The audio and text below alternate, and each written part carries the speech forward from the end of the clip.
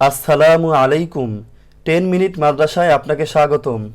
যাদের ব্যাপারে আল্লাহ তাআলা ও তার রাসূল সাল্লাল্লাহু আলাইহি ওয়াসাল্লাম সরাসরি জাহান্নামের উল্লেখ করেছেন, বেপরদা নারী তাদের অন্যতম, যা মানুষের জাহান্নামে যাওয়ার অন্যতম মাধ্যম, মানুষের ঈমান ধ্বংসের কারণও বটে। এ বিষয়ে আল্লাহ তাআলা বলেন, وَقَرْنَ فِي بُيُوتِكُنَّ وَلَا تَبَرَّجْنَ تَبَرُّجَ الْجَاهِلِيَّةِ الْأُولَى।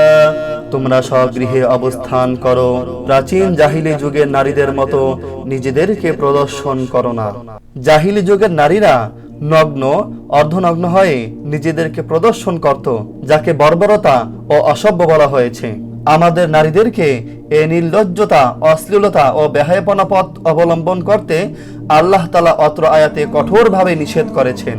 আল্লাহ তাআলা অন্যত্রে বলেন, ইয়া আইয়ুহান নাবিয়্যু কুল লিআজওয়াজিকা ওয়া বানাতিকা ওয়া নিসাইল মুমিনিনা ইউদনিনা আলাইহিন্না মিন জালাবিবিহিন যালিকা আদনা আন ইউরাফনা ফালা ইউযাইন।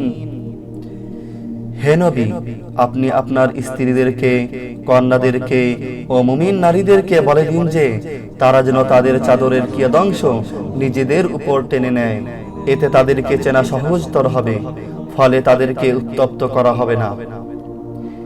এ আয়াতে স্বাধীন নারীদেরকে এক বিশেষ ধরনের পর্দার আদেশ দেওয়া হয়েছে।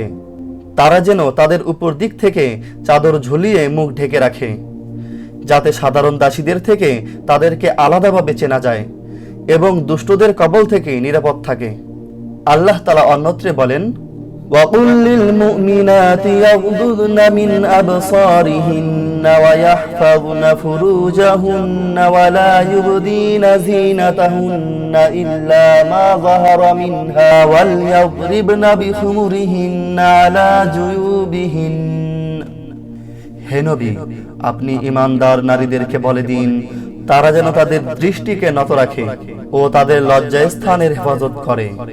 তারা যেন যা সাধারণত প্রকাশমান থাকে তা ব্যতীত তাদের সৌন্দর্য প্রকাশ না করে। তারা যেন তাদের গলা ও বক্ষদেশ চাদর দ্বারা ঢেকে রাখে। অত্র আয়াতে আল্লাহ তাআলা নারীদেরকে দৃষ্টি নত রাখার জন্য আদেশ করেছেন, কারণ যেসব দৃষ্টি পুরুষের জন্য ক্ষতিকর, সেসব দৃষ্টি নারীদের জন্য ক্ষতিকর।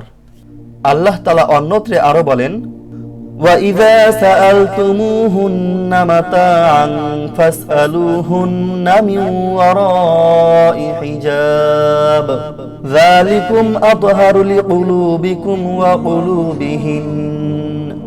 তোমরা তাদের নিকট কিছু চাইলে পর্দার আড়াল থেকে চাও, এটা তোমাদের এবং তাদের অন্তরের জন্য অধিকতর পবিত্রতার কারণ। অত্র আয়াতের সারমর্ম এই যে নারীদের কাছ থেকে অন্য কোনো পুরুষ কোনো ব্যবহারিক পাত্র, বস্তু ইত্যাদি নেওয়া জরুরি হলে সামনে এসে নিবে না, বরং পর্দার অন্তরাল থেকে চাইবে। দেয়াল, দরজা ও পোশাক অন্তরাল হতে পারে। অত্র আয়াতে আরো বলা হয়েছে যে পর্দার এই বিধান পুরুষ ও নারী উভয়ের অন্তরকে মানসিক কুমন্ত্রণা থেকে পবিত্র রাখে। আল্লাহ তাআলা যেন সমস্ত মা বোনদেরকে এই 5টি আয়াতের উপর আমল করার তৌফিক দান করেন, আমিন। আপনি যদি ইসলামের বিভিন্ন আদেশ নিষেধ সম্পর্কে জানতে চান, তাহলে এই চ্যানেলটি সাবস্ক্রাইব করে রেখে দিতে পারেন।